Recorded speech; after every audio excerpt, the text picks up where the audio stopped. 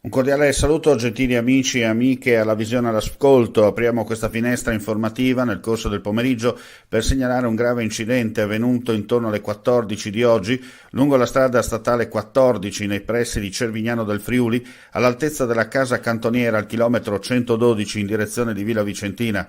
Per causa in corso di accertamento è avvenuto uno scontro tra un mezzo pesante e una piccola utilitaria. Le immagini, come si dice in questi casi, parlano da sole. La persona alla guida di quest'ultima è estratta a fatica dalle lamiere contorte dai vigili del fuoco giunti dal vicino distaccamento di Cervignano. Una volta presa in consegna dai sanitari è stata trasferita a bordo dell'eliambulanza all'ospedale di Catinara, dove si trova ricoverata in gravissime condizioni. L'autista del mezzo pesante è stato trasferito in ambulanza all'ospedale di Palmanova. Per fortuna è fuori pericolo di vita. Sul posto, per i rilievi di legge, stanno operando i carabinieri. L'arteria, al momento in cui siamo andati in macchina con questa edizione straordinaria del nostro audio-video giornale, è chiusa al traffico in entrambi i sensi di marcia. Per il momento è tutto, chiudiamo qui questa edizione straordinaria. Ulteriori news in merito a questo sinistro della strada nella prossima edizione del nostro audio-video giornale. Grazie come sempre per la visione all'ascolto e non resta che augurare a tutti voi un buon proseguimento di giornata.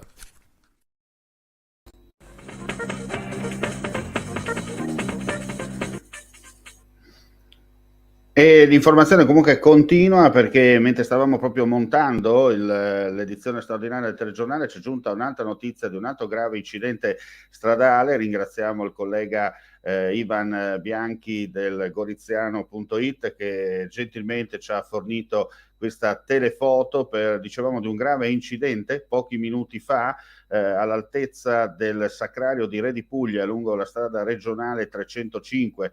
Un'auto è finita contro lo spigolo del muretto di cinta del parcheggio di entrata al Sacrario, nella zona dove parcheggiano solitamente le autorità e eventualmente i pullman. Nel violento impatto un bimbo di 1 anno che si trova all'interno dell'auto è stato trasferito, dopo che è stato estratto dalla stessa, in codice rosso a bordo dell'ambulanza all'ospedale di Catinara.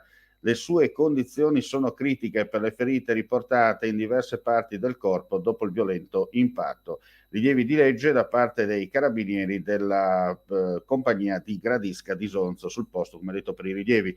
L'incidente è accaduto intorno alle 14:45.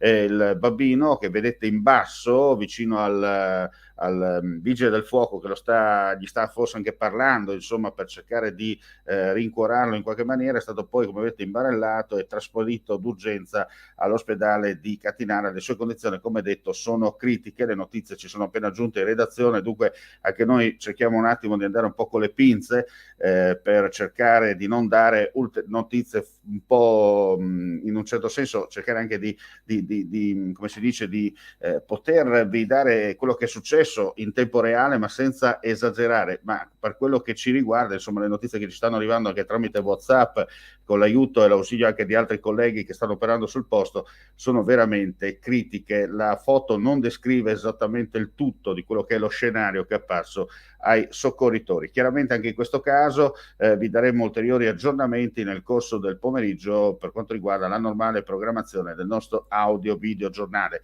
Grazie come sempre per la visione all'ascolto. Termina qui questa edizione straordinaria e auguriamo a tutti voi un buon proseguimento di giornata.